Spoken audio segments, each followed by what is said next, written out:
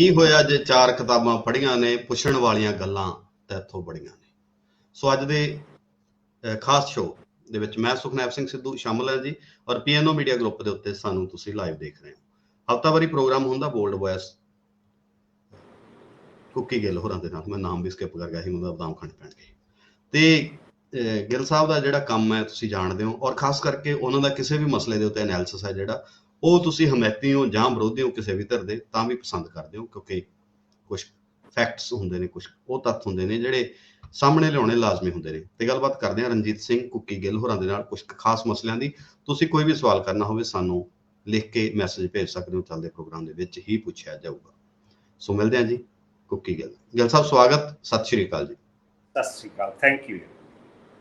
ਮਿਹਰਬਾਨੀ ਗਿੱਲ ਸਾਹਿਬ। ਤੇ ਤੁਸੀਂ ਜੁੜੇ ਹੋ, ਤੇ ਸਭ ਤੋਂ ਪਹਿਲਾਂ ਅਸੀਂ ਅਹਿਮ ਮਸਲਾ ਜਿਹੜਾ ਪੰਜਾਬ ਦੇ ਵਿੱਚ ਹੈ ਸਾਡੇ ਸਾਹਮਣੇ ਹੈ। ਭਗਵੰਤ ਮਾਨ ਹੋਰੇ ਦਿੱਲੀ ਜਾਂਦੇ ਨੇ, ਸਵਾਲ ਤਾਂ ਉਹਦੀ ਖੜੇ ਹੋ ਗਏ ਕਿ ਜੀ ਸਿੱਖਿਆ ਦਾ ਮਾਡਲ ਦੇਖਣ ਗਏ ਨੇ, ਉੱਥੋਂ ਦੇ ਮੁਹੱਲਾ ਕਲੀਨਿਕ ਦੇਖਣ ਗਏ ਨੇ। ਲੋਕ ਕਹਿੰਦੇ ਸੀਗੇ ਜੀ 8 ਸਾਲਾਂ ਤੋਂ ਮੈਂਬਰ ਪਾਰਲੀਮੈਂਟ ਨੇ ਦਿੱਲੀ ਦਾ, ਉਹ ਮਾਡਲ ਹੈ, ਕਦੇ ਇਹਨਾਂ ਨੇ ਦੇਖਿਆ ਹੀ ਨਹੀਂ। ਉਹੀ ਮਾਡਲ ਪੰਜਾਬ ਦੇ ਵਿੱਚ ਲਾਗੂ ਕਰਨ ਦੀ ਜਿਹੜੀ ਵਿਉਂਤਬੰਦੀ ਹੁਣ ਹੋ ਰਹੀ ਹੈ, ਹੋ ਹੀ ਗਈ ਲਗਭਗ, ਤੇ ਫਿਰ ਉਹ ਸਮਝੌਤਾ ਹੋਇਆ ਜਿਹੜਾ, ਉਹਨੂੰ ਤੁਸੀਂ ਕਿਵੇਂ ਦੇਖ ਰਹੇ ਹੋ? ਜਿਹੜਾ ਮਤਲਬ ਕਿ ਕਿਸੇ ਦਾ ਵਿਜ਼ਿਟ ਕਰਨਾ ਕਿਸੇ ਸਟੇਟ ਦਾ, ਜੇ ਆਪਾਂ ਇਹਨੂੰ ਪੋਜ਼ਿਟਿਵ ਆਸਪੈਕਟ ਦੇਖੀਏ ਤਾਂ ਹੁਣ ਕੇਰਲਾ ਦੀ ਸਰਕਾਰ ਦੇ ਵੀ ਜਿਹੜਾ ਮੰਤਰੀ ਆ ਤੇ ਚੀਫ ਮਿਨਿਸਟਰ ਨੇ ਇਹ ਗੱਲ ਕਿਹਾ ਕਿ ਅਸੀਂ ਗੁਜਰਾਤ ਜਾਣਾ ਹੈਗਾ ਜੀ, ਅਸੀਂ ਉੱਥੋਂ ਦੀ ਜਿਹੜੀ ਈ ਗਵਰਨੈਂਸ ਹੈਗੀ ਆ, ਉਹਨਾਂ ਦੀ ਕੋਈ ਪਾਲਿਸੀ ਆ ਈ ਗਵਰਨੈਂਸ, ਜਿਹਦੇ ਨਾਲ ਕਿ ਸੰਚਾਰਕ ਢੰਗ ਨਾਲ ਸਰਕਾਰ ਚਲਾਈ ਜਾ ਸਕਦੀ ਹੈ, ਉਹਨੂੰ ਸਟੱਡੀ ਕਰਨਾ ਜੀ। ਉਹਦੇ ਕਿਉਂਕਿ ਉਹ CPIM ਦੀ ਸਰਕਾਰ ਆ, ਲੈਫਟ ਫਰੰਟ ਦੀ ਸਰਕਾਰ ਆ ਕੇਰਲਾ 'ਚ। Left front Bharatiya Janata party ਦੀ ਆਈਡੀਓਲੋਜੀ ਨੂੰ ਮਾਨਤਾ ਨਹੀਂ ਦਿੰਦਾ। ਉਹਦੇ ਬਾਰੇ ਆਵਾਜ਼ ਉੱਠੀ, ਉਹ ਕਹਿੰਦੇ ਵੀ ਅਸੀਂ ਕੋਈ ਉਹਨਾਂ ਨਾਲ ਇਹ ਕੋਈ ਸੰਬੰਧ ਬਣਾਉਣ ਨਹੀਂ ਚੱਲੇ, ਅਸੀਂ ਸਿਰਫ ਇੱਕ ਚੰਗੀ ਨੀਤੀ ਉਹਨਾਂ ਦੀ ਸਮਝਣ ਚੱਲੇ ਤਾਂ ਕਿ ਅਸੀਂ ਕੇਰਲਾ ਨੂੰ ਬਿਹਤਰ ਬਣਾ ਸਕੀਏ। ਜੇ ਤਾਂ ਇਸ ਮਨਸ਼ਾ ਨਾਲ ਜਿਹੜੀ ਪ੍ਰੈਜ਼ੈਂਟ ਪੰਜਾਬ ਦੀ ਗਵਰਨਮੈਂਟ ਆ ਉਹ ਗਈ ਹੈਗੀ under the leadership of chief minister Bhagwant Mann, ਤਾਂ ਇਹ ਡਿਫਰੈਂਟ ਆਸਪੈਕਟ। ਪਰ ਜੇ ਉਹ ਇਸ ਚੀਜ਼ ਨੂੰ ਲੀਗਲਾਈਜ਼ ਕਰਨ ਗਏ ਨੇ, ਲੀਗਲਾਈਜ਼ ਚਲੋ ਵੱਡਾ ਟਰਮ ਆ, ਕਿ ਇਹ ਹੋਰ ਸੰਚਾਰੂ ਬਣਾਉਣ ਲਈ ਗਏ ਨੇ ਕਿ ਜਿਹੜੀ ਦਿੱਲੀ ਸਰਕਾਰ ਆ, ਦਿੱਲੀ ਦਰਬਾਰ ਆ, ਉਹ ਸਿੱਧਾ ਪੰਜਾਬ ਨੂੰ ਆਪਣੇ ਲੀਹਾਂ ਤੇ ਚਲਾਊਗਾ ਜੀ। ਉਹਨਾਂ ਜਿਹੜੀ ਅਫਸਰਸ਼ਾਹੀ ਹੈ, ਵੈਸੀ ਜਿਹੜੀ ਬਿਊਰੋਕ੍ਰੇਸੀ ਪ੍ਰੈਜ਼ੈਂਟ ਪੰਜਾਬ ਦੀ ਹੈਗੀ ਆ, ਜਿਸ ਤਰ੍ਹਾਂ ਸਮਝ ਆ ਰਹੀ ਹੈ ਦੇਖਣ ਨੂੰ ਜੀ, ਉਹ ਬਿਲਕੁਲ ਪੰਜਾਬ ਨਾਲੋਂ ਟੁੱਟੇ ਹੋਏ ਆ। ਇਹਨਾਂ ਨੂੰ ਜਿਹੜੀ ਹੁਣ ਬਿਊਰੋਕਰੈਟਸ ਹੈ, ਇਹ ਡਾਕਟਰ MS ਰੰਧਾਵਾ ਨਹੀਂ ਹੈ, ਇਹ ਸਵਰਨ ਸਿੰਘ ਬੋਪਾਰਾਏ ਨਾ, ਇਹ ਸਰਦਾਰ ਅਮਰੀਕ ਸਿੰਘ ਪੂਨੀ ਆ ਜਾਂ ਹੋਰ ਸਰਦਾਰ ਹਰਦਿਆਲ ਸਿੰਘ ਵਾਂਗੂ ਸੂਝਵਾਨ ਅਫਸਰ ਆਉਂਦੇ ਰਹੇ ਨੇ। ਇੰਡੀਅਨ ਐਡਮਿਨਿਸਟ੍ਰੇਸ਼ਨ ਦੀ ਉਹ ਸਮਝ ਰੱਖਦੇ ਸੀ, ਆਪਣੇ ਸਰਵਿਸ ਤੋਂ ਵੱਧ ਉਹ ਪੰਜਾਬ ਨੂੰ ਸਮਰਪਿਤ ਸੀਗੇ ਜੀ। ਜਿਹੜੇ ਹੁਣ ਅਫਸਰਸ਼ਾਹੀ ਸਾਹਮਣੇ ਆ ਰਹੀ ਆ, ਇਹ ਫੋਰਸਫੁਲ ਇਹਨਾਂ ਦੀ ਕਨਵਰਜੈਂਸ ਹੋ ਗਈ ਹੋਈ ਆ totally with the state rather than being A separate think tank ਜੀ। ਇਹ ਪੰਜਾਬ 'ਚ ਉੱਥੋਂ ਗਏ ਦੇਖਣ ਲਈ, ਇਹਨਾਂ ਨੂੰ ਅੰਡਰਸਟੈਂਡਿੰਗ ਨੌਲੇਜ ਅੰਡਰਸਟੈਂਡਿੰਗ ਦਾ ਕਰਨ ਦੀ ਕੋਈ ਜ਼ਰੂਰਤ ਨਹੀਂ ਸੀ। ਅੱਜ ਤੱਕ ਇੱਦਾਂ ਦੀ ਗੱਲ ਕਦੀ ਹੋਈ ਨਹੀਂ। ਜੇ ਕੇਰਲਾ ਤੋਂ ਗੁਜਰਾਤ ਜਾ ਸਕਦੇ, ਸੁਭਾਵਿਕ ਆ ਦੌਰਾ। ਜੇ ਹੁਣ ਕਹਿਣਗੇ ਅਸੀਂ ਸਕੂਲ ਦੇਖਣ ਚੱਲੇ ਹਾਂ, ਤਾਂ ਆਪਾਂ ਸਕੂਲ ਪੰਜਾਬ ਦੇ ਅੱਜ ਤੱਕ 1872 ਵਿੱਚ ਮਹਿੰਦਰਾ ਕਾਲਜ ਪਟਿਆਲਾ ਬਣਿਆ ਸੀ, 1882 ਵਿੱਚ ਪੰਜਾਬ ਯੂਨੀਵਰਸਿਟੀ ਬਣੀ ਸੀ। ਉਸ ਤੋਂ ਬਾਅਦ ਅਨੇਕਾਂ ਇੰਸਟੀਟਿਊਸ਼ਨਸ ਬਣੇ, ਖਾਲਸਾ ਕਾਲਜ ਅੰਮ੍ਰਿਤਸਰ ਬਣਿਆ, ਹੋਰ ਇੱਥੇ ਪੰਜਾਬ ਐਗਰੀਕਲਚਰ ਯੂਨੀਵਰਸਿਟੀ ਆ, ਜਿਹਨੇ ਕਿ ਗ੍ਰੀਨ ਰੈਵੋਲੂਸ਼ਨ ਵਿੱਚ ਵੱਡਾ ਯੋਗਦਾਨ ਪਾਇਆ। ਇਸੇ ਤਰ੍ਹਾਂ ਪੰਜਾਬੀ ਯੂਨੀਵਰਸਿਟੀ ਆ, ਗੁਰੂ ਨਾਨਕ ਦੇਵ ਯੂਨੀਵਰਸਿਟੀ ਆ, ਜਿਨ੍ਹਾਂ ਨੇ ਵੱਡਾ ਵਿੱਦਿਆ ਦੇ ਖੇਤਰ ਵਿੱਚ ਯੋਗਦਾਨ ਪਾਇਆ ਤੇ ਪਾ ਵੀ ਰਹੇ ਨੇ, ਭਾਵੇਂ ਅੱਜ ਕਰਜ਼ਈ ਨੇ ਜੀ। ਫਾਰਮਰਸ ਦੀ ਇੱਕ ਤਰ੍ਹਾਂ ਨਾਲ ਬਹੁਤ ਵੱਡੀਆਂ ਆਸਾਂ ਉਮੀਦਾਂ ਤੇ ਖਰੀ ਉਤਰੀ ਆ ਪੰਜਾਬ ਐਗਰੀਕਲਚਰ ਯੂਨੀਵਰਸਿਟੀ। ਪੰਜਾਬ ਨੇ ਹੁਣ ਤੱਕ ਨਾਮੀ ਵਿਦਵਾਨ, ਨੋਬਲ ਲੌਰੀਏਟ ਹਰਗੋਬਿੰਦ ਖਰਾਨਾ ਵਰਗੇ ਪੈਦਾ ਕੀਤੇ ਨੇ, ਉਹਨਾਂ ਨੇ ਨਾਮੀ ਸਾਇੰਸਦਾਨ ਪੈਦਾ ਕੀਤੇ ਨੇ, ਫਿਲਾਸਫਰ ਪੈਦਾ ਕੀਤੇ ਨੇ, ਸੋਸ਼ਲ ਥਿੰਕਰਸ ਪੈਦਾ ਕੀਤੇ ਨੇ, ਟੌਪ ਦੇ ਇਕੋਨਮਿਸਟ ਪੈਦਾ ਕੀਤੇ ਨੇ। ਹੁਣ ਵਿੱਦਿਆ ਖੇਤਰ 'ਚ ਵੀ ਦੇਖ ਲਓ ਕਿੰਨੀ ਵੱਡੀ ਚੰਡੀਗੜ੍ਹ ਯੂਨੀਵਰਸਿਟੀ ਖੜੀ ਕੀਤੀ ਹੈ ਸਤਨਾਮ ਸਿੰਘ ਸੰਧੂ ਨੇ।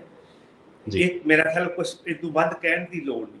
ਇਹਨਾਂ ਬੰਦਿਆਂ ਤੋਂ ਇਲਾਵਾ ਇਹਨਾਂ ਨੂੰ ਪੁੱਛੇ ਬਗੈਰ, ਤੁਹਾਨੂੰ ਪਤਾ ਵੀ ਤੁਹਾਡੇ ਘਰ ਵਿੱਚ ਇੰਨੀ ਵਿੱਦਿਆ ਪਈ ਆ, ਜੀ ਜੀ ਪਹਿਲੇ ਉਹਨਾਂ ਨਾਲ ਤਾਂ ਵਿਚਾਰ ਲਓ ਵੀ ਆਪਾਂ ਖੜੇ ਕਿੱਥੇ। ਸਹੀ। ਉਹਨਾਂ ਨੂੰ ਛੱਡ ਕੇ ਆਪਣੇ ਪੰਜਾਬ ਤੇ ਭਰੋਸਾ ਨਾ ਕਰਕੇ ਇਹਨਾਂ ਨੂੰ ਦਿੱਲੀ ਦੇ ਸਵਿਮਿੰਗ ਪੂਲ ਚੰਗੇ ਲੱਗਦੇ ਆ। ਜਦ ਕਿ ਬਠਿੰਡੇ ਵਿੱਚ ਵੀ ਤੁਹਾਡੇ ਇੱਕ ਸਰਕਾਰੀ ਸਕੂਲ ਆ ਜਿਹੜਾ ਮਨਪ੍ਰੀਤ ਦੀ ਕੰਸਟੀਚੁਐਂਸੀ 'ਚ ਆ, ਉੱਥੇ ਵੀ ਸਵਿਮਿੰਗ ਪੂਲ ਬਣੇ ਹੋਏ, ਟੌਪ ਆਫ ਦੀ ਜਿਹੜਾ ਲਾਈਨ ਸਰਕਾਰੀ ਸਕੂਲ ਵਿੱਚ ਫੈਸਿਲਿਟੀਜ਼ ਨੇ। ਜੀ ਮੋਗੇ ਏਰੀਏ 'ਚ ਵੀ ਬਹੁਤ ਚੰਗੇ ਸਕੂਲ ਨੇ, ਹੁਸ਼ਿਆਰਪੁਰ ਏਰੀਏ 'ਚ ਵੀ ਬਹੁਤ ਚੰਗੇ ਸਕੂਲ ਨੇ। ਇੱਥੇ ਇਹ ਨੀਗਾ ਕਿ ਆਪਾਂ ਦਿੱਖ ਚੰਗੀ ਬਣਾਉਣੀ ਆ, ਇੱਥੇ ਆ ਕਿ ਆਪਾਂ ਜਿਹੜਾ ਸਿੱਖਿਆ ਦਾ ਮਾਡਲ ਪੰਜਾਬ ਵਿੱਚ ਆ ਜਾਂ ਸਿਹਤ ਦਾ ਹੈਗਾ, ਇਹ ਨਹੀਂ ਕਿ ਆਪਣੇ ਕੋਲ ਮਾਹਰ ਹੈ ਨਹੀਂ, ਸਰਕਾਰੀ ਨੀਤੀਆਂ ਦੀ ਘਾਟ ਆ, ਨਾ ਕਿ ਕਿਸੇ ਹੋਰ ਪਾਸੇ ਖੜੋ। ਸਹੀ ਗੱਲ, ਵੱਡੀ ਗੱਲ ਤਾਂ ਇਹੀ ਹੈ ਜੀ। ਔਰ ਇਦੋਂ ਅਗਲੀ ਗੱਲ ਕਰੀਏ ਜੀ, ਇਹ ਸਮਝੌਤਿਆਂ ਤੋਂ ਗਾਹਾਂ ਡੈਮ ਸੇਫਟੀ ਐਕਟ, ਇਹਦਾ ਕਾਫੀ ਰੌਲਾ ਰੱਪਾ ਪੈ ਰਿਹਾ। ਬੰਨਾਂ ਦੀ ਸੁਰੱਖਿਆ ਦੇ ਮਾਮਲੇ ਦੇ ਵਿੱਚ ਜਿਹੜਾ ਕਾਨੂੰਨ ਬਣਿਆ,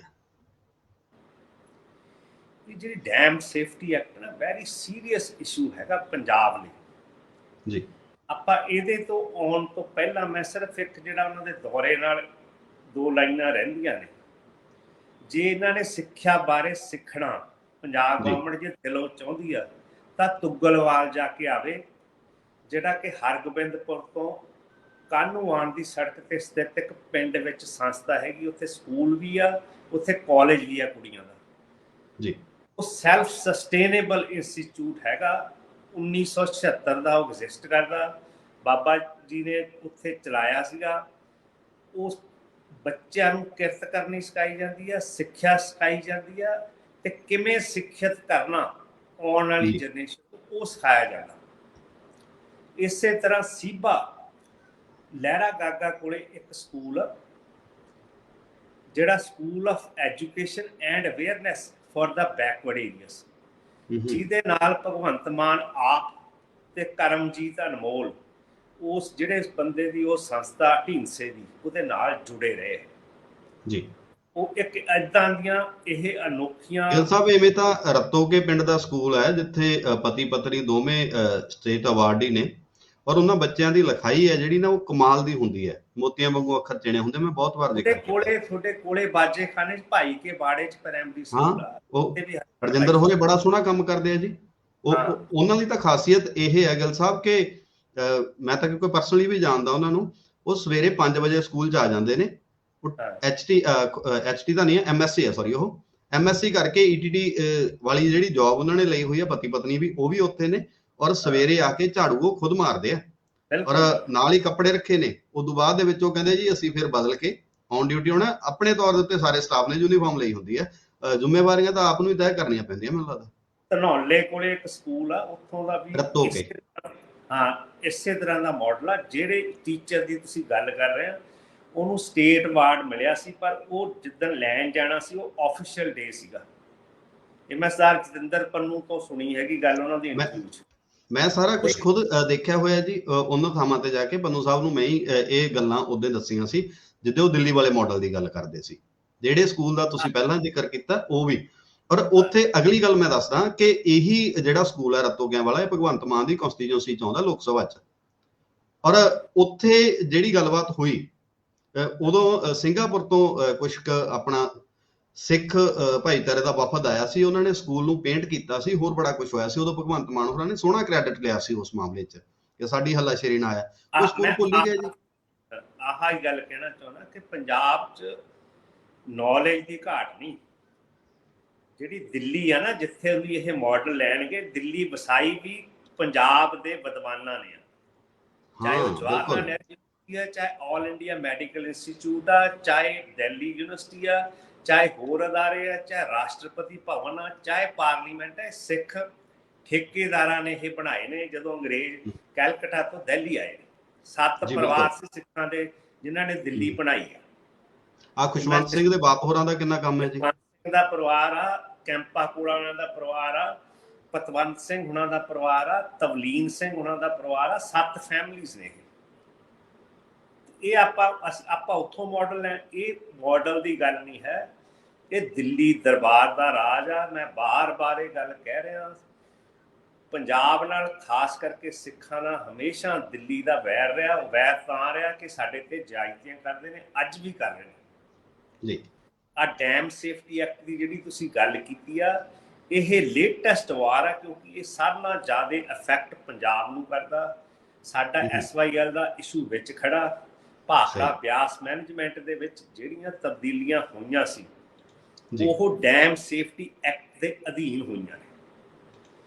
ਇਸ ਤੋਂ ਵੀ ਦੁਖਦਾਈ ਗੱਲ ਹੈ ਕਿ ਪੰਜਾਬ ਗਵਰਨਮੈਂਟ ਇਸ ਚੀਜ਼ ਬਾਰੇ ਅਨਅਵੇਅਰ ਆ ਕਿ ਇੱਕ ਕਾਨੂੰਨ ਇੱਦਾਂ ਦਾ ਬਣ ਗਿਆ ਜਿਹੜਾ ਤੁਹਾਡੀ ਬਿਜਲੀ, ਪਾਣੀ ਤੋਂ ਬਿਜਲੀ ਕਿੰਨੀ ਮਤਲਬ ਕਿ ਪੈਦਾ ਕਰਨੀ ਆ, ਕੌਣ ਉਹਨੂੰ ਕੰਟਰੋਲ ਕਰੂਗਾ, ਤੁਹਾਡੀਆਂ ਨਦੀਆਂ ਦਰਿਆਵਾਂ ਨੂੰ ਕੌਣ ਕੰਟਰੋਲ ਕਰੂਗਾ, ਤੁਹਾਡੇ ਡੈਮਸ ਨੂੰ ਕੌਣ ਕੰਟਰੋਲ ਕਰੂਗਾ, ਚਾਹੇ ਉਹ ਰਣਜੀਤ ਸਾਗਰ ਡੈਮ ਆ, ਚਾਹੇ ਥੀਨ ਡੈਮ ਆ, ਐਨੀ ਡੈਮ ਜਿਹੜਾ ਵੀ ਪੰਜਾਬ 'ਚ ਐਗਜ਼ਿਸਟ ਕਰਦਾ, ਮੋਰ ਦੈਨ 14 ਡੈਮਸ ਨੇ ਪੰਜਾਬ ਵਿੱਚ, ਉਹ they are under the direct control of central government ਜੀ। ਇਸ ਬਾਰੇ ਪੰਜਾਬ ਦੀ ਨਾ ਅਕਾਲੀ ਦਲ, ਨਾ ਕਿਸੇ ਮੈਂਬਰ ਪਾਰਲੀਮੈਂਟ ਨੇ, 20 ਮੈਂਬਰ ਪਾਰਲੀਮੈਂਟ ਨੇ ਪੰਜਾਬ ਦੇ ਇੰਡੀਅਨ ਪਾਰਲੀਮੈਂਟ 'ਚ, ਨਾ ਕਾਂਗਰਸ ਪਾਰਟੀ ਦੇ ਕੁਝ ਜਿਹੜੇ MP ਫਰੋਮ ਅਦਰ ਸਟੇਟਸ ਆ, ਜਿਵੇਂ ਤਾਮਿਲਨਾਡੂ 'ਚੋਂ ਆ, ਉਹਨਾਂ ਦੇ ਮੈਨੂੰ ਹੁਣ ਉਹਦਾ ਨਾਮ ਭੁੱਲ ਗਿਆ, ਉਹਨੇ ਮਦਰਾਸ ਹਾਈ ਕੋਰਟ ਮੂਵ ਕੀਤੀ ਹੈ ਇਸ ਦੇ ਉਲਟ ਜੀ। ਤਾਮਿਲਨਾਡੂ ਦੀ ਅਸੈਂਬਲੀ ਨੇ ਮਤਾ ਪਾਸ ਕੀਤਾ ਇਹਦੇ ਉਲਟ। ਜਿਹੜੇ ਪ੍ਰੈਜ਼ੈਂਟ ਉਹਨਾਂ ਦੇ ਚੀਫ ਮਿਨਿਸਟਰ ਨੇ ਸਟੈਲਨ, ਉਹ ਇੱਕ ਨਵੀਂ ਸੋਚ ਲੈ ਕੇ ਭਾਰਤੀ ਰਾਜਨੀਤੀ 'ਚ ਆਏ ਨੇ। ਉਹਨਾਂ ਨੇ ਬਹੁਤ ਜ਼ੋਰਦਾਰ ਤਰੀਕੇ ਨਾਲ ਇਹਦਾ ਵਿਰੋਧ ਕੀਤਾ। ਈਵਨ ਜਦੋਂ ਜੈ ਲਲਿਤਾ ਜਿਉਂਦੀ ਸੀ, ਉਹਨੇ ਜਦੋਂ ਦਾ 1980 ਤੋਂ ਇਸ ਡੈਮ ਸੇਫਟੀ ਐਕਟ ਬਾਰੇ ਗੱਲ ਚੱਲ ਰਹੀ ਆ, ਉਹ ਲਗਾਤਾਰ ਵਿਰੋਧ ਕਰਦੇ ਆਏ ਆ। ਪਰ ਅਨਫੋਰਚੂਨੇਟਲੀ ਜਿਹੜੇ ਵੱਧ ਅਧਿਕਾਰਾਂ ਦੀ ਗੱਲ ਕਰਨ ਵਾਲੇ, ਅਨੰਦਪੁਰ ਸਾਹਿਬ ਦੇ ਮਤੇ ਦਾ ਦਾਅਵਾ ਕਰਨ ਵਾਲੇ, ਉਹਨਾਂ ਨੂੰ ਇਸ ਬਾਰੇ ਪਤਾ ਹੀ ਨਹੀਂ। ਜਦੋਂ ਉਹਨਾਂ ਨੇ ਭਗਵੰਤ ਮਾਨ ਦਾ ਦਿੱਲੀ ਦੌਰੇ ਬਾਰੇ ਵਿਰੋਧ ਵੀ ਕੀਤਾ, ਉਹ ਇੱਕ ਰਸਮੀ ਵਿਰੋਧ ਸੀਗਾ। ਉਹਨਾਂ ਨੂੰ ਦੱਸਣਾ ਚਾਹੀਦਾ ਸੀ ਕਿ ਸਾਡੇ ਪੰਜਾਬ ਵਿੱਚ ਕਿੱਦਾਂ ਦੇ ਸੋਮੇ ਨੇ ਵਿਦਿਆ ਦੇ ਖੇਤਰ ਵਿੱਚ, ਡਾਕਟਰੀ ਦੇ ਖੇਤਰ ਵਿੱਚ, ਤੇ ਕਿਵੇਂ ਅਸੀਂ ਦਿੱਲੀ ਦਾ ਆਲ ਇੰਡੀਆ ਮੈਡੀਕਲ ਇੰਸਟੀਚਿਊਟ ਬਣਾਇਆ। ਸਹੀ ਗੱਲਾਂ ਤਾਂ ਇਹੀ ਨੇ ਨਾ ਜੀ, ਵਿਰੋਧ ਕਰਨ ਵਾਸਤੇ ਵਿਰੋਧ ਹੋ ਰਿਹਾ, ਫੈਕਟਸ ਨਹੀਂ ਹੁੰਦੇ। ਫੈਕਟਸ ਤਾਂ ਹੋਣ ਨਾ ਜੇ ਗਰਾਊਂਡ ਨਾਲ ਜੁੜੇ ਹੋਣ। ਵੀ ਸਹੀ ਗੱਲ। ਇੱਥੇ ਆਪਣੀ ਬਦਕਿਸਮਤੀ ਹੈ ਕਿ ਲੀਡਰ ਬਣਦੇ ਨਹੀਂਗੇ, ਜੰਮਦੇ ਨੇ। ਹਾਂ ਬਿਲਕੁਲ ਸਹੀ ਗੱਲ। ਹੁਣ ਤਾਂ ਰੈਡੀਮੇਡ ਵੀ ਆ ਰਹੇ ਆ ਜੀ, ਰੈਡੀਮੇਡ ਲੀਡਰ ਵੀ ਆ ਰਹੇ ਆ ਹੁਣ ਤਾਂ। ਸੋ ਬਹੁਤ ਧੰਨਵਾਦ ਰਤਨਦੀਪ ਸਰਾਂ ਹੋਰ, ਰਤਨਜੀਤ ਸਰਾਂ ਬਾਈ ਜੀ, ਨਿਸ਼ੀ ਸ਼ਰਮਾ ਜੀ, ਤੇ ਹੋਰ ਬਹੁਤ ਸਾਰੇ ਇੱਥੇ ਨਾਂ ਨੇ। JS ਸੰਧੂ ਸਾਹਿਬ, ਤੁਸੀਂ ਸਾਡੇ ਪ੍ਰੋਗਰਾਮ ਨੂੰ ਐਪਰੀਸ਼ੀਏਟ ਕਰਦੇ ਹੋ, ਤੁਹਾਡੇ ਮੈਸੇਜ ਆ ਰਹੇ ਨੇ। ਸਭ ਨੂੰ ਸਤਿ ਸ਼੍ਰੀ ਅਕਾਲ। ਔਰ ਇਹ ਤੋਂ ਬਾਅਦ ਕਿ ਤੁਸੀਂ ਸਾਡੀ ਗੱਲ ਨੂੰ ਸੁਣ ਰਹੇ ਹੋ, ਕੋਈ ਸਵਾਲ ਹੋਵੇ ਤੁਸੀਂ ਲਿਖ ਕੇ ਭੇਜ ਸਕਦੇ ਹੋ, ਉਹ ਗਿੱਲ ਸਾਹਿਬ ਤੋਂ ਆਪਾਂ ਜਾਣਨ ਦਾ ਯਤਨ ਵੀ ਕਰਾਂਗੇ। ਤੇ ਗਿੱਲ ਸਾਹਿਬ, ਦੇਸ਼ ਧਰੋਹੀ ਕਹਿ ਕੇ ਕਦੋਂ ਵੀ ਕਿਸੇ ਨੂੰ ਵੀ ਅੰਦਰ ਕੀਤਾ ਜਾ ਸਕਦਾ ਹੈ। ਸਾਡੇ ਦੇਸ਼ ਦੇ ਆਵਾਜ਼ ਉਠਾਉਣ ਵਾਲੇ ਲੋਕ, ਪੰਜਾਬੀ ਵੀ ਤੇ ਬਾਕੀ ਸੂਬਿਆਂ ਵਾਲੇ ਵੀ ਇੰਟੈਲੈਕਚੁਅਲ ਹੈ ਜਿਹੜੇ, ਉਹ ਜੇਲ੍ਹਾਂ 'ਚ ਹੁੰਦੇ ਨੇ। ਕਦੇ ਕੋਈ ਸੰਪਾਦਕ ਹੈ ਕੁਝ ਦਿਨ ਦੇ ਵਾਸਤੇ ਬਾਹਰ ਆਉਂਦਾ, ਜ਼ਮਾਨਤ ਹੋਈ ਹੁੰਦੀ ਹੈ, ਫਿਰ ਅੰਦਰ। ਸੋ ਇਹ ਬ੍ਰਿਟਿਸ਼ ਗਵਰਨਮੈਂਟ ਵੇਲੇ ਦਾ ਜਿਹੜਾ ਕਾਨੂੰਨ ਚੱਲ ਰਿਹਾ, ਇਹਦੇ ਤੇ ਚਰਚਾ ਹੋਣੀ ਤਾਂ ਲਾਜ਼ਮੀ ਹੈ, ਪਰ ਚਰਚਾ ਚੱਲੀ ਵੀ ਹੈ। ਇਹਦੇ ਤੇ ਨਾ ਥੋੜੇ ਦਿਨ ਪਹਿਲੇ ਜਿਹੜੇ present chief justice of the supreme court ਨੇ, ਮਿਸਟਰ ਰਮਾਨਾ ਜੀ, ਉਹਨਾਂ ਨੇ ਕਿਹਾ ਸੀ ਵੀ ਇਹਨਾਂ ਨੇ ਕੋਰਟ ਤੋਂ ਬਾਹਰ ਇਹ ਆਪਣਾ ਕਿਸੇ ਗੈਦਰਿੰਗ ਵਿੱਚ ਇਹਨਾਂ ਬੋਲੇ ਸੀ ਵੀ ਜਿਹੜਾ ਕਾਨੂੰਨ ਗੰਗਾਧਰ ਤਿਲਕ ਮਹਾਤਮਾ ਗਾਂਧੀ ਤੇ ਲਾਗੂ ਹੋਇਆ ਹੋਵੇ, ਤੇ ਬ੍ਰਿਟਿਸ਼ ਨੇ ਇਹਨੂੰ 1870 ਵਿੱਚ ਲਾਗੂ ਕੀਤਾ ਸੀਗਾ, ਦੇਸ਼ ਧਰੋਹੀ ਸੈਡੀਸ਼ਨ ਲਾਅ ਜਿਹੜਾ ਹੈਗਾ 124A। ਇਹਦੇ ਨਾਲ ਹੀ UAPA ਚੱਲਦੀ ਆ, ਜਿਹੜੀ ਅਨਲੌਫੁਲ ਐਕਟੀਵਿਟੀਜ਼ ਐਕਟ ਆ, ਜਿਹਦੇ ਤਹਿਤ ਹਜ਼ਾਰਾਂ ਬੰਦੇ ਅੰਦਰ ਨੇ। ਪਰ ਇਹਦਾ ਕਨਵੈਕਸ਼ਨ ਇਹਦਾ ਕਨਵੈਕਸ਼ਨ ਰੇਟ ਹੈਗਾ 3%। 97% ਬੰਦੇ ਦਹਾਕਿਆਂ ਬਾਅਦ ਰਿਲੀਜ਼ ਹੋ ਜਾਂਦੇ ਜਦੋਂ ਉਹਨਾਂ ਦੇ ਕੇਸ ਮੁੱਕਦੇ ਨੇ। ਕੇਸ ਇਹ ਮੁੱਕਦੇ ਹੀ ਨਹੀਂ ਕਦੀ, ਨਾ ਕੋਈ ਜ਼ਮਾਨਤ ਇਹਦੇ 'ਚ ਹੋ ਸਕਦੀ ਆ, ਨਾ ਜਿਹੜਾ ਬੰਦੇ ਤੇ ਦੋਸ਼ ਲਾਏ ਆ ਉਹਦੇ ਕੋਲੇ ਡਿਫੈਂਸ ਕਰਨ ਦੇ ਵੀ ਬਹੁਤ ਘੱਟ ਜ਼ਰੀਏ ਹੁੰਦੇ ਆ। ਇਹ ਖਾਸ ਕਰਕੇ ਜਿਹੜਾ ਕਾਨੂੰਨ ਇਸ ਬਾਰੇ ਹੀ ਚੀਫ ਜਸਟਿਸ ਨੇ ਆਪਣੇ ਕੰਸਰਨਸ ਜ਼ਾਹਰ ਕੀਤੇ ਸੀ ਵੀ ਜਿਹੜਾ ਆਪਣੇ ਆਜ਼ਾਦੀ ਘੁਲਾਟੀਆਂ ਦੇ ਉਲਟ ਬ੍ਰਿਟਿਸ਼ ਨੇ ਕਾਨੂੰਨ ਵਰਤਿਆ ਸੀ, ਕੀ ਉਹ ਆਪਾਂ ਨੂੰ ਆਜ਼ਾਦ ਭਾਰਤ ਵਿੱਚ ਉਸ ਦੀ ਲੋੜ ਹੈ? ਸਹੀ। ਇਸ ਕਰਕੇ ਸੈਵਰਲ ਪਟੀਸ਼ਨਸ ਪੈਂਡਿੰਗ ਨੇ ਸੁਪਰੀਮ ਕੋਰਟ ਵਿੱਚ, ਜਿਨ੍ਹਾਂ ਨੇ ਇਹਦੀ ਕੰਸਟੀਟਿਊਸ਼ਨੈਲਿਟੀ ਨੂੰ ਚੈਲੰਜ ਕੀਤਾ। ਉਹ 3 ਜੱਜ ਬੈਂਚ ਹੈਗਾ ਜਿਹੜਾ headed by the chief justice of India. ਉਹਨਾਂ ਨੇ ਕਿਹਾ, ਉਹਦੇ 'ਚ ਇਹ ਗੱਲਾਂ ਵੀ ਉੱਠੀਆਂ ਨੇ, ਈਵਨ ਅਖਬਾਰਾਂ ਦੇ ਵਿੱਚ ਬਾਰ-ਬਾਰ ਇਹ ਗੱਲ ਉੱਠੀ ਆ ਕਿ ਇਹ ਲਾਅ ਜਿਹੜਾ ਹੈਗਾ ਇਹ ਪੋਲੀਟੀਕਲ ਐਕਸਪ੍ਰੈਸ਼ਨ ਨੂੰ ਕਰਬ ਕਰਨ ਲਈ ਹੈਗਾ, ਉਹ ਵੀ ਜਿਹੜਾ ਡਿਸੈਂਟਿੰਗ ਆ ਅਦਰ ਦੈਨ ਦਾ ਗਵਰਨਮੈਂਟ। ਚਾਹੇ ਇੱਥੇ ਕਾਂਗਰਸ ਗਵਰਨਮੈਂਟ ਰਹੀ ਹੈ, ਚਾਹੇ ਹੁਣ ਭਾਰਤੀ ਜਨਤਾ ਪਾਰਟੀ ਆ, ਸਾਰੀਆਂ ਸਰਕਾਰਾਂ ਨੇ, ਈਵਨ ਪੰਜਾਬ ਵਿੱਚ ਸਿੱਖ ਨੌਜਵਾਨੀ ਨੇ ਇਸ ਚੀਜ਼ ਦਾ ਬਹੁਤ ਸੰਤਾਪ ਝੱਲਿਆ। ਹਜੇ ਵੀ ਇਸ ਤਰ੍ਹਾਂ ਦੇ ਕੇਸ ਤੇ ਧਾਰਾ ਅੰਦਰ ਹਜੇ ਵੀ ਮੇਰਾ ਖਿਆਲ ਕਾਫੀ ਸਿੱਖ ਨੌਜਵਾਨ ਅੰਦਰ ਆ। ਭਾਰਤ ਦੀ ਕਾਨੂੰਨ ਸ਼ੈਲੀ ਵਿੱਚ ਬਹੁਤ ਕਾਨੂੰਨ ਨੇ, ਉਹਨਾਂ ਨੂੰ UAPA ਵਰਗੇ ਜਿਹੜੇ ਅਨਡੈਮੋਕ੍ਰੈਟਿਕ ਕਾਨੂੰਨ ਆ, ਇਹਨਾਂ ਦੀ ਲੋੜ ਨਹੀਂ ਹੈ।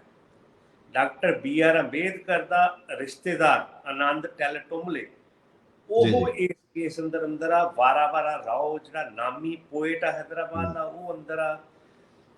ਦਿੱਲੀ ਦੀ ਨਾਮੀ ਸੋਸ਼ਲ ਐਕਟਿਵਿਸਟ ਅੰਦਰ ਨੇ, ਨਵਾਲ ਲੱਖਾ ਵਰਗੇ ਸੋਸ਼ਲ ਥਿੰਕਰ ਰਾਈਟਰ, ਉਹ ਅੰਦਰ ਨੇ। ਮਤਲਬ ਕਿ ਇੱਕ ਬਹੁਤ ਲੰਮੀ ਲਿਸਟ ਆ। ਉਮਾਰ ਖਾਲਦ, ਜਿਹਦੇ ਬਾਰੇ ਬਾਰ-ਬਾਰ ਗੱਲ ਉੱਠ ਰਹੀ ਹੈ, ਜਿਹੜਾ ਦਿੱਲੀ ਯੂਨੀਵਰਸਿਟੀ ਦਾ ਜਵਾਹਰ ਲਾਲ ਨਹਿਰੂ ਯੂਨੀਵਰਸਿਟੀ ਦਾ ਸਟੂਡੈਂਟ। ਅੱਛਾ ਗਿੱਲ ਸਾਹਿਬ, ਤੁਸੀਂ ਖਾਲਦ ਦੀ ਗੱਲ ਕੀਤੀ, ਔਰ ਖਾਲਦ ਤੇ ਕਨਈਆ ਦੇ ਬਰਾਬਰ ਹੀ ਕੇਸ ਇੱਕੋ ਜਿਹਾ ਸੀ। ਬਸ ਕਨਈਆ ਦਾ ਇਹ ਸੀ ਕਿ ਉਹ ਕੁਮਾਰ ਸੀ, ਉਹ ਖਾਲਦ ਸੀ। ਇਸ ਗੱਲ ਦੀ ਚਰਚਾ ਚੱਲਦੀ ਰਹੀ ਕਿ ਕਨਈਆ ਨਾਲ ਢਿੱਲ ਹੁੰਦੀ ਰਹੀ, ਉਹਦੀ ਗ੍ਰਿਫਤਾਰੀ ਹੋਈ ਜਾਂ ਜ਼ਮਾਨਤ ਹੋ ਗਈ, ਉਹ ਥੋੜਾ ਮੈਨੂੰ ਕਲੀਅਰ ਨਹੀਂ, ਪਰ ਉਹ ਲਗਭਗ ਬਾਹਰ ਹੈ ਤੇ ਖਾਲਦ ਅੰਦਰ ਹੀ ਹੈ।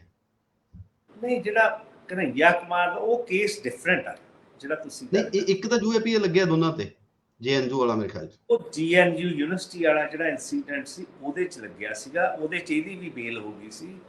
ਹੁਣ ਜਿਹੜੇ ਕੇਸ 'ਚ ਇਹ ਅੰਦਰ ਆ, ਕੁਮਾਰ ਖਾਲਦ 500-600 ਦਿਨ ਹੋ ਗਏ ਇਹਨੂੰ, ਉਹ ਹੈਗਾ ਜਿਹੜਾ ਦਿੱਲੀ 2020 ਵਿੱਚ ਰਾਇਟਸ ਹੋਏ ਸੀ ਮੁਸਲਿਮ ਤੇ ਹਿੰਦੂਸ ਦੇ ਵਿੱਚ। ਉਸ ਕੇਸ ਵਿੱਚ ਕਨਸਪੀਰੇਸੀ 'ਚ ਅੰਦਰ ਆ ਵੀ ਇਹਨਾਂ ਨੇ ਉਹ ਦੰਗੇ ਕਰਵਾਏ, ਇਹਦੀ ਮਤਲਬ ਕਿ ਬੋਲਣ ਕਰਕੇ ਉਹ ਦੰਗੇ ਹੋਏ ਆ। ਇਹਨੇ ਸਪੀਚਸ ਦਿੱਤੀਆਂ ਨੇ ਜਿਹੜੀਆਂ ਕਿ ਭੜਕਾਊ ਸੀ। ਬਹੁਤੇ ਬੰਦੇ ਜਿਹੜੇ UAPA ਵਿੱਚ ਅੰਦਰ ਨੇ, ਉਹਨਾਂ ਤੇ ਸਿਰਫ ਪੁਲਿਸ ਨੇ ਅਜ਼ਿਊਮ ਕਰਕੇ ਵੀ ਇਹਨਾਂ ਦੇ ਕਹਿਣ ਕਰਕੇ ਆ ਕੁਝ ਹੋ ਸਕਦਾ, ਅਜ਼ੰਪਸ਼ਨਸ ਨੇ, ਤਾਂ ਹੀ ਤਾਂ 97% ਬੰਦੇ ਬਰੀ ਹੋ ਜਾਂਦੇ। ਪਰ ਉਹ ਬਰੀ ਹੋਣ ਦਾ ਜਿਹੜਾ ਸਫ਼ਰ ਆ, ਉਹ ਦਹਾਕਿਆਂ ਦਾ ਸਫ਼ਰ ਆ। ਜਿਵੇਂ ਉਹਨੇ ਕਿਹਾ ਸੀ ਨਾ ਸੁਰਜੀਤ ਪਾਤਰ ਨੇ, ਇਸ ਅਦਾਲਤ 'ਚ ਬੰਦੇ ਵਿਰਕ ਹੋ ਗਏ। ਬੰਦੇ ਤਾਂ ਹੁਣ ਬਿਰਖ ਹੋ ਗਏ, ਪਰ ਮੁਕੱਦਮੇ ਨਹੀਂ ਮੁੱਕੇ। ਸਹੀ, ਇਹ ਹੈਗਾ। ਇਹਦੀ ਹੁਣ 5 ਮਈ ਨੂੰ ਇਸ ਬਾਰੇ ਫੈਸਲਾ ਆਉਣ ਦੀ ਉਮੀਦ ਆ, ਕਿਉਂਕਿ ਸੁਪਰੀਮ ਕੋਰਟ ਨੇ ਕਿਹਾ ਵੀ ਅਸੀਂ ਫਰਦਰ ਅਡਜਰਨ ਨਹੀਂ ਕਰਨਾ ਹੈ ਕਿ ਇਹ ਫੈਸਲਾ, ਅਸੀਂ 5 ਮਈ ਨੂੰ ਇਹਦੇ ਬਾਰੇ ਕੋਈ ਨਾ ਕੋਈ ਨਿਰਣਾ ਲੈਣਾ ਕਿ ਕੰਸਟੀਟਿਊਸ਼ਨਲ ਆ ਜਾਂ ਅਨਕੰਸਟੀਟਿਊਸ਼ਨਲ। ਤੇ ਜਿਹੜੇ ਸਿੱਖ ਨੇ, ਸਿੱਖ ਬੰਦੀ ਜੇਲ੍ਹਾਂ ਦੇ ਵਿੱਚ ਆ, ਉਹਨਾਂ ਦੇ ਕੇਸਾਂ ਦੇ ਉੱਤੇ ਵੀ ਇਹਦਾ ਕੋਈ ਅਸਰ ਹੋਊਗਾ ਜੀ?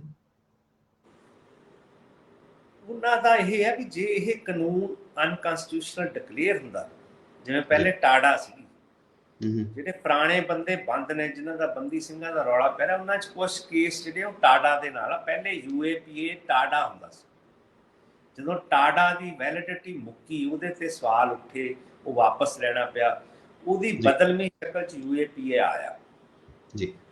ਜੇ ਬੰਦੀ ਸਿੰਘਾਂ ਦੀ ਪੰਜਾਬ ਦੀ ਗੱਲ ਕਰਦੇ ਆ, ਇਹਨਾਂ ਨੂੰ ਜਿਹੜੇ ਆਪਣੇ ਬੰਦੇ ਨੇ, ਇਹਨਾਂ ਨੂੰ ਇਹ ਸਮਝਣਾ ਚਾਹੀਦਾ ਕਿ ਦੇਖੋ ਤਾਮਿਲਨਾਡੂ, ਹੁਣ ਅਕਾਲੀ ਦਲ ਬਹੁਤ ਜ਼ੋਰ ਨਾਲ ਇਹ ਇਸ਼ੂ ਉਠਾ ਰਿਹਾ ਰਾਜੋਆਣੇ ਦਾ, ਭੁੱਲਰ ਦਾ।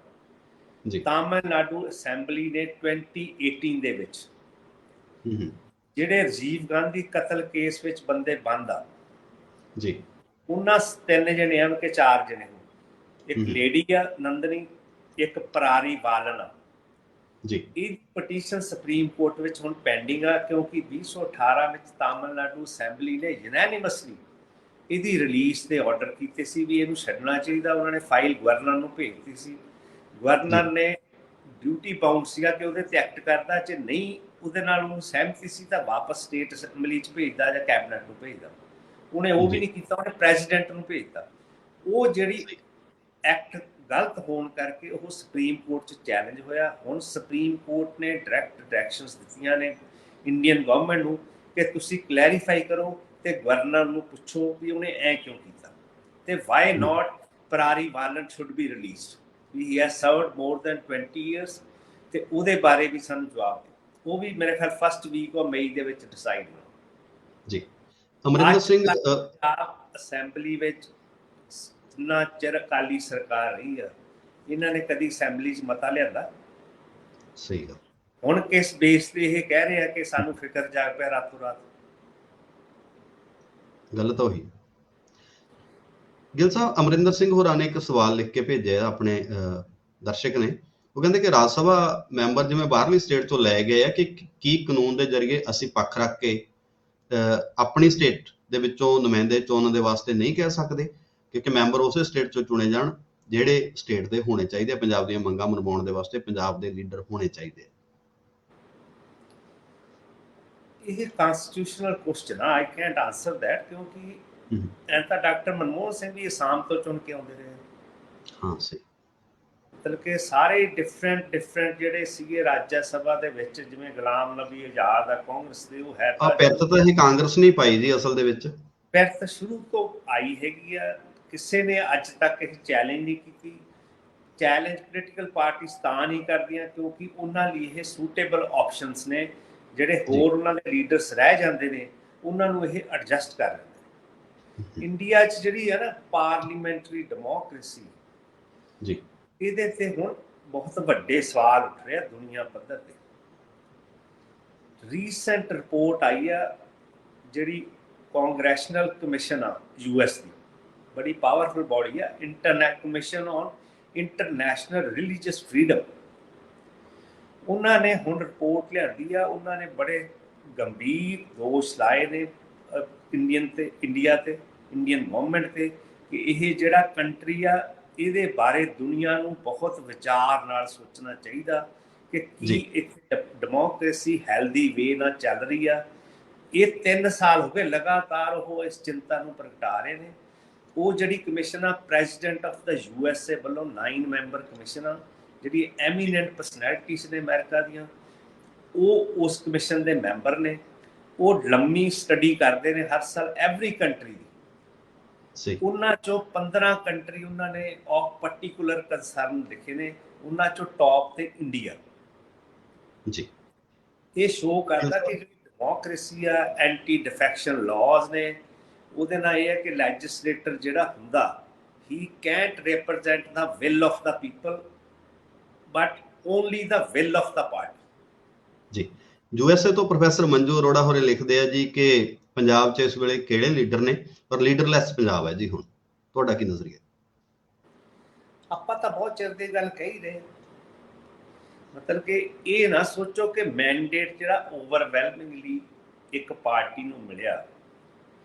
ਜਿਹੜੇ ਇੰਡੀਅਨ ਡੈਮੋਕ੍ਰੇਸੀ ਵਿੱਚ ਲੀਡਰ ਚੁਣੇ ਜਾਂਦੇ ਆ ਨਾ, it is called a parliamentary democracy ਜੀ, but it is more of a presidential form of dictatorship, ਜਿਹਦੇ ਬਾਰੇ ਡਾਕਟਰ ਅੰਬੇਦਕਰ ਨੇ ਜਦੋਂ ਸੰਵਿਧਾਨ ਲਿਖਿਆ ਵੀ ਆ, ਉਹਨਾਂ ਨੇ ਖਾਲਸਾ ਇਹ ਬੜਾ ਸਟਰੋਂਗਲੀ ਜ਼ਾਹਰ ਕੀਤਾ ਸੀ ਵੀ ਇੰਡੀਆ ਵਿੱਚ ਜਿਹੜੀ ਹੈਗੀ ਆ ਪੋਲੀਟੀਕਲ ਡਿਵੋਸ਼ਨ ਬਹੁਤ ਆ, ਲੋਕੀ ਬੜੀ ਛੇਤੀ ਪ੍ਰਭਾਵਿਤ ਹੋ ਜਾਂਦੇ ਨੇ ਤੇ ਪੋਲੀਟੀਕਲ ਲੀਡਰਾਂ ਦੀ ਡਿਵੋਸ਼ਨ ਵਜੋਂ ਆਈਡਲ ਵਰਸ਼ਿਪ ਕਰਨ ਲੱਗ ਜਾਂਦੇ ਜੀ। ਉਹਨਾਂ ਨੇ ਕਿਹਾ ਸੀ ਵੀ devotion to religion is a different subject, but devotion to idol worship, leading to idol worship of a political leader is a sure path to despotism and eventually dictatorship ਜੀ।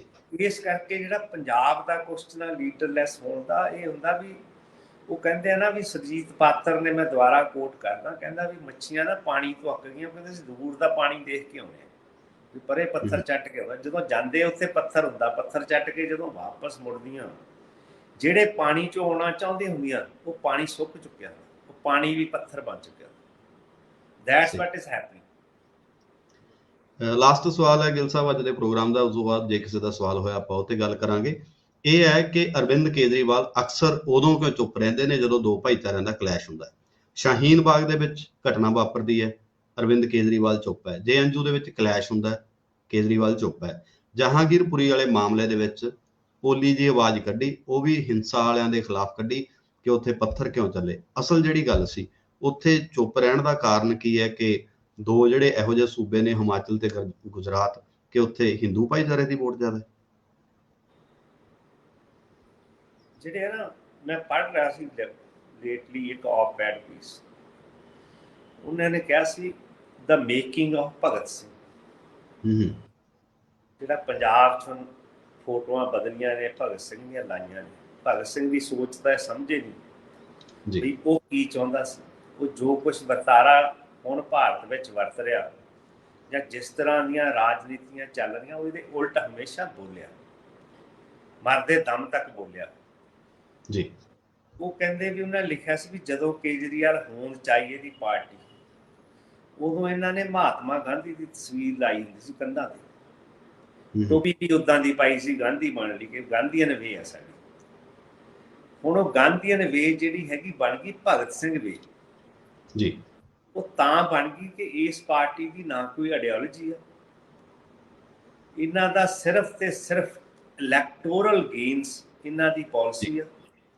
ਉਹ ਹੁਣ ਚਲੋ ਕਿਸੇ ਵੀ ਪੋਲੀਟੀਕਲ ਪਾਰਟੀ ਦਾ ਆਦੇਸ਼ ਹੁੰਦਾ ਵੀ ਮੈਂ ਸੱਤਾ ਚਾਹਾਂ, ਮੈਂ ਚੰਗੇ ਕੰਮ ਕਰਾਂ, ਪਰ ਪਹਿਲੇ ਕੋਈ ਵੀ ਜਿਹੜੀ ਰਾਜਨੀਤਿਕ ਪਾਰਟੀ ਆ ਉਹਦੀ ਕੋਈ ਪੋਲੀਟੀਕਲ ਆਈਡੀਓਲੋਜੀ ਹੁੰਦੀ ਆ ਜੀ। ਉਸ ਤੋਂ ਬਗੈਰ ਤੁਸੀਂ ਪਾਰਟੀ ਨਹੀਂ ਚੱਲ ਸਕਦੀ। ਇਹਦਾ ਮਤਲਬ ਵੀ ਤੁਸੀਂ ਆਏ ਗਿਆ ਦਾ ਟੋਲਾ ਹੈਗੇ ਆ, ਉੱਥੇ ਪੱਥਰ ਲੱਭ ਗਿਆ ਉਹ ਚੱਟਿਆਵਾਂਗੇ, ਆਹ ਮਿਲ ਗਿਆ ਆਹ ਚੱਟਿਆਵਾਂਗੇ। ਜਿਹੜੀ ਦਿੱਲੀ ਵਿੱਚ ਜੋ ਹੁਣ ਪ੍ਰੈਜ਼ੈਂਟ ਇੰਸੀਡੈਂਟਸ ਹੋਇਆ, ਸੈਵਰਲ ਅਦਰ ਸਟੇਟ 'ਚ ਵੀ ਹੋਇਆ, ਉਹਨੇ ਸ਼ੋਅ ਕੀਤਾ ਕਿ ਜਿਹੜੀ ਰੂਲਿੰਗ ਪਾਰਟੀ ਆ, ਜਿਹੜੇ ਉਹਦੇ ਓਪੋਨੈਂਟਸ ਨੇ, ਜਿਹੜੀ ਪ੍ਰਿਵਿਲੇਜਡ ਕਲਾਸ ਹੈ ਇੰਡੀਆ 'ਚ, ਉਹਨਾਂ ਨੇ ਇੱਕ ਖਾਸ ਭਾਈਚਾਰੇ ਨੂੰ ਮੌਨਸਟਰ ਦਿਖਾ ਕੇ and a threat to the public and national welfare, ਉਹਨਾਂ ਦੇ ਖਿਲਾਫ ਉਹਨਾਂ ਨੇ ਰਲ ਕੇ ਕਾਰਵਾਈ ਕੀਤੀ ਆ। ਆਪ ਵੀ ਬੀਜੇਪੀ ਦੇ ਨਾਲ ਰਲ ਕੇ ਉਹਨਾਂ ਨੇ ਇਹ ਹਮਾਇਤ ਕੀਤੀ ਆ ਕਿ ਜਿਹੜੇ ਵਿਕਟਮਸ ਨੇ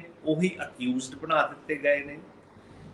ਪਰ ਇਹ ਆਹ ਭੁੱਲ ਗਏ ਕਿ ਜੌਨ ਡਨ ਬਹੁਤ ਮਸ਼ਹੂਰ ਇੰਗਲਿਸ਼ ਦਾ ਫਿਲਾਸਫਰ ਹੋਇਆ, ਉਹਨੇ ਕਿਹਾ ਸੀਗਾ ਕਿ no man is an island, the bell which is tolling for Muslims today is surely going to come to my neck to someday। ਇਹ ਚੀਜ਼ ਕੋਈ ਬਹੁਤੀ ਦੂਰ ਨਹੀਂ ਹੈਗੀ। ਇਹਨਾਂ ਨੇ ਬੜੀ ਮਤਲਬ ਕਿ ਇਹ ਛੋਟੀ ਸੋਚ ਸਮਝ ਕੇ ਸ਼ਾਹੀਨ ਬਾਗ ਵੀ ਇਹਨਾਂ ਨੇ ਉਹਦਾ ਵੀ ਤੋਂ ਪਰੇ ਹਟੇ ਨੇ। ਇਹ ਇੱਥੇ ਲੋਕ ਭਲਾਈਆਂ ਦੀਆਂ ਗੱਲਾਂ ਕਰਦੇ ਨੇ, ਦਿੱਲੀ ਮਾਡਲ ਲੈ ਕੇ ਆਉਣਾ ਚਾਹੁੰਦੇ ਨੇ। ਦਿੱਲੀ ਮਾਡਲ ਉਹ ਆ ਜਿਹੜਾ ਕਿ ਇੰਡੀਆ ਨੂੰ ਡੈਸਪੋਟਿਜ਼ਮ ਵੱਲ ਲੈ ਕੇ ਜਾ ਰਿਹਾ। ਆਈਡਲ ਵਰਸ਼ਿਪ ਹੋ ਰਹੀ ਆ, ਚਾਹੇ ਉਹ ਬੀਜੇਪੀ ਹੋ ਰਹੀ ਆ, ਚਾਹੇ ਉਹ ਆਪ ਹੋ ਰਹੀ ਆ, ਪਰ ਹੋ ਰਹੀ ਹੈ। ਜਿਹਦੇ ਬਾਰੇ ਡਾਕਟਰ ਅੰਬੇਦਕਰ ਨੇ ਕਿਹਾ ਸੀ ਵੀ ਇਹ ਡੈਸਪੋਟਿਜ਼ਮ ਵੱਲ ਜਾਣਾ। ਇਨ ਦੀ ਐਂਡ ਆਈ ਟੈਲ ਕਿ ਇੱਕ ਬੁੱਕ ਆਈ ਆ, ਹੁਣ ਇੰਗਲਿਸ਼ ਦੀ ਬੁੱਕ ਆਈ ਆ by Debasish Roy Chowdhury and John Keane, to kill a democracy, India poised for despotism. ਜੀ ਇੰਡੀਆ ਜਿਹੜਾ ਹੈਗਾ ਡਿਕਟੇਟਰਸ਼ਿਪ ਵੱਲ ਵਧ ਰਿਹਾ। ਜੀ ਇੱਕ ਸਵਾਲ ਹੈ ਜੀ ਪੰਜਾਬ ਦੇ ਨਾਲ ਸੰਬੰਧਿਤ, JS ਸੰਧੂ ਸਾਹਿਬ ਦਾ, ਕਹਿੰਦੇ ਬਿਜਲੀ ਸੰਕਟ ਪੰਜਾਬ ਦੇ ਵਿੱਚ ਚੱਲ ਰਿਹਾ, ਇਹਦਾ ਹੱਲ ਕਰਨ ਦੇ ਸਮਰੱਥ ਹੈ ਪੰਜਾਬ ਸਰਕਾਰ? ਕਿਉਂਕਿ ਹੁਣ ਝੋਨੇ ਦਾ ਸੀਜ਼ਨ ਆ ਜਾਣਾ, ਜੂਨ ਤੋਂ ਸਾਡੀ ਬਿਜਲੀ ਦੀ ਲਾਗਤ ਵੱਧ ਜਾਣੀ।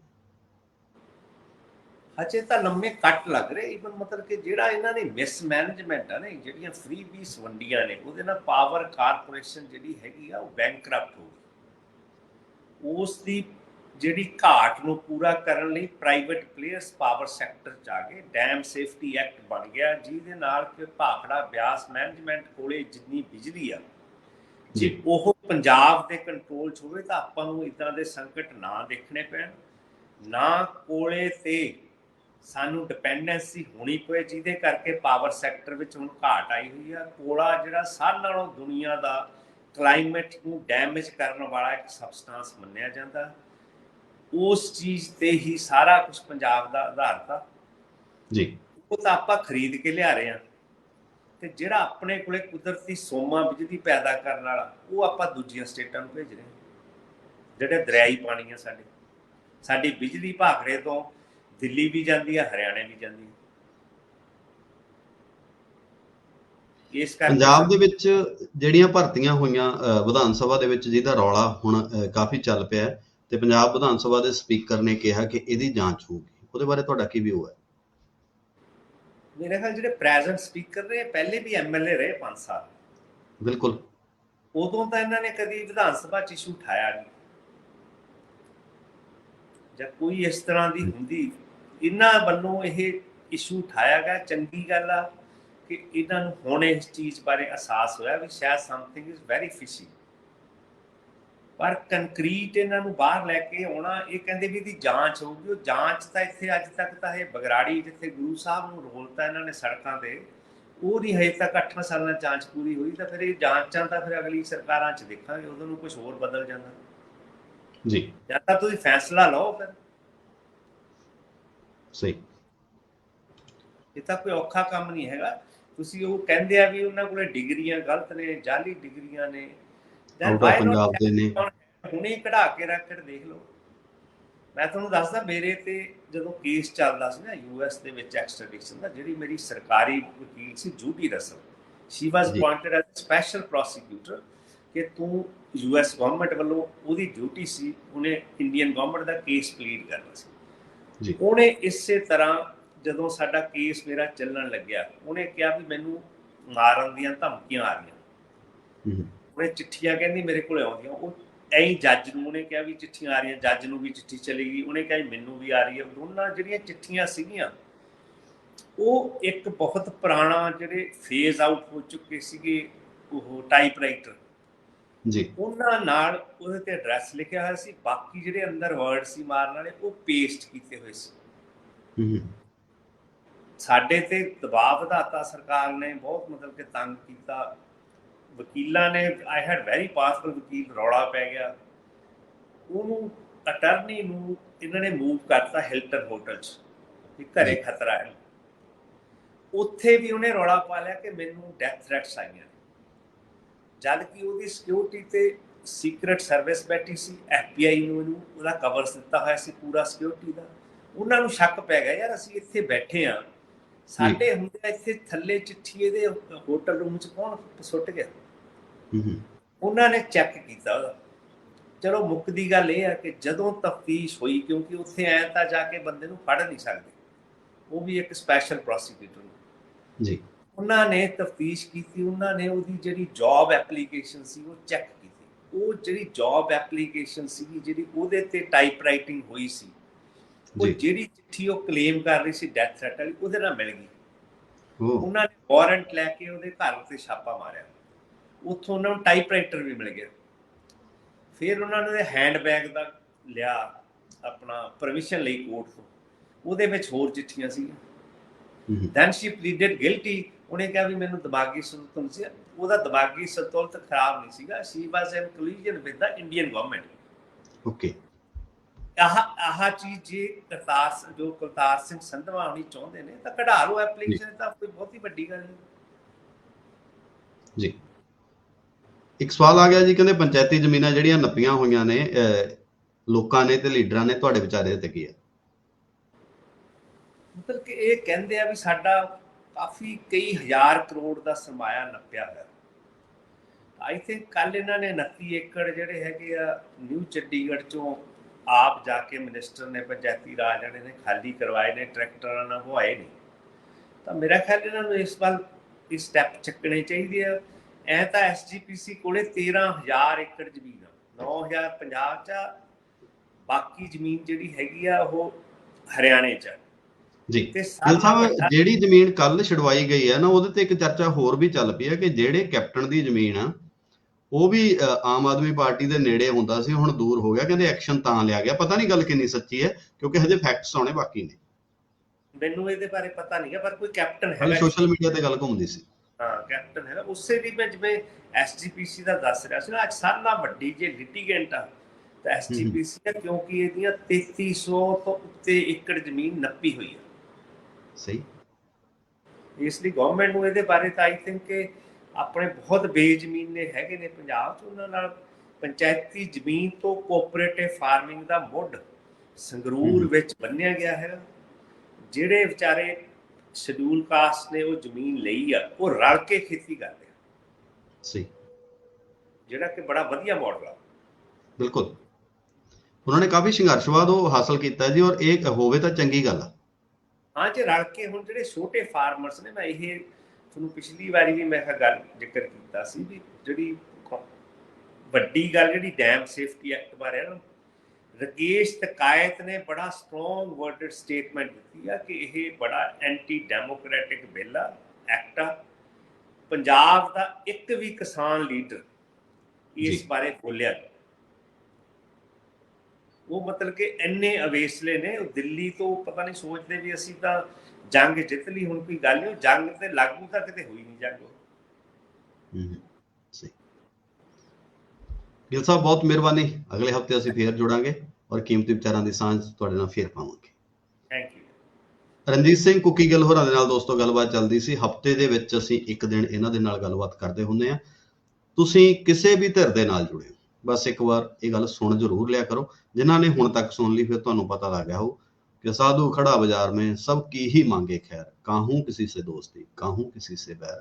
ਸਾਡੀ ਐਕਸਕਲੂਸਿਵ ਟਾਕ ਹੁੰਦੀ ਹੈ ਖਾਸ ਕਰਕੇ ਪੰਜਾਬ ਬੇਸਡ ਮੁੱਦਿਆਂ ਤੇ, ਕਿਉਂਕਿ ਅਸੀਂ ਪੰਜਾਬੀ ਹਾਂ ਤੇ ਗੱਲ ਪੰਜਾਬ ਦੀ ਕਰਦੇ ਰਹਾਂਗੇ। ਤੁਹਾਨੂੰ ਜੱਚਦੀ ਹੈ ਜ਼ਰੂਰ ਸਾਡਾ ਸਾਥ ਸਹਿਯੋਗ ਦਿਓ। ਕੁਛ ਨਹੀਂ ਚਾਹੀਦਾ, ਇਹਨੂੰ ਸ਼ੇਅਰ ਕਰ ਸਕਦੇ ਹੋ, ਲਾਈਕ ਕਰ ਸਕਦੇ ਹੋ। ਇਹ ਤੋਂ ਬਾਅਦ ਕੋਈ ਹੋਰ ਝਾਕ ਨਹੀਂ ਰੱਖਦੇ। ਦੋਸਤੋ ਫੇਰ ਮਿਲਾਂਗੇ। ਰੱਬ ਰਾਖਾ, ਇਨਸਾਨੀਅਤ ਜਿੰਦਾਬਾਦ।